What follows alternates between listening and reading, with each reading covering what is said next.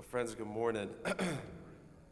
So, as I said at the beginning of Mass, today we celebrate the feast day of an incredible woman, immigrant to this country, St. Francis Xavier Cabrini, this powerful, woman who changed the course of church history and American history in very profound and powerful ways. She's a living testament to what Jesus says about the power of the mustard seed.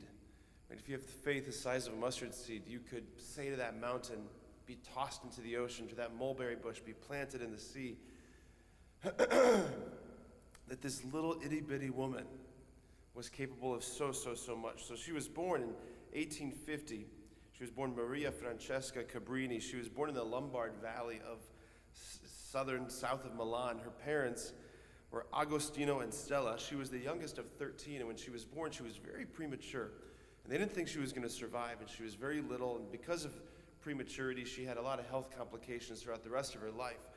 But what she lacked in size and strength and vigor, she made up in spirit. She was a powerful spark plug of a saint. She was whiskey in a teacup, as one of my friends would say. That's who she was.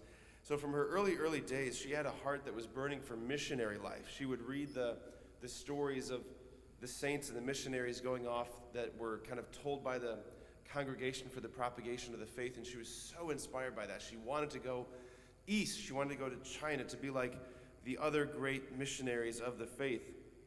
So she lost both of her parents in 1870. She sought to enter the Congregation of the Daughters of the Sacred Heart. Those were the nuns that taught her when she was younger, but because of her frail health and her, all those things, they wouldn't accept her. So she eventually founded her own congregation, the Missionary Sisters of the Sacred Heart. This was in 1880. She did it with 7 other orphans, former orphans by her side.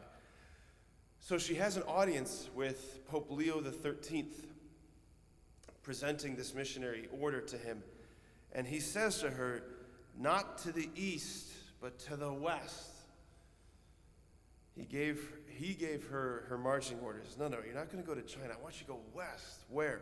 To the Americas, to this country, to the United States, where there are all of these Italian immigrants who are pouring into this country, suffering tremendously. There was great poverty, great spiritual poverty. So she arrived in New York in 1889, March 31st, with 6 sisters, and she faced immediate struggle and resistance. One of the greatest sources of struggle and resistance, and this is per usual, is the hierarchy of the church itself. The bishops were incredibly resistant to her. They wanted her just to kind of, quietly go away, this prophetic mission of this young nun. So she didn't, though, and her apostolate, it just exploded. It absolutely exploded. She founded orphanages and schools and hospitals, Columbus Hospital in Chicago, convents that sprang up across the United States. In fact, for her 67 years of her life, there was an orphanage or a hospital. Something was established for every one of the years of her life. So 67 projects, 67 years of her life. It was incredibly prolific, really powerful. She became a citizen in 1909 and eventually canonized. So here's the invitation for us today, right? So Pope Leo looked at her and said, not east, go west, go west. The question always in the life of a disciple is, Lord, what's my mission field? What's my mission field? What's my west that you're inviting me to go into? The unknown places. Where do you want me to go today? And I'll obediently go. Amen.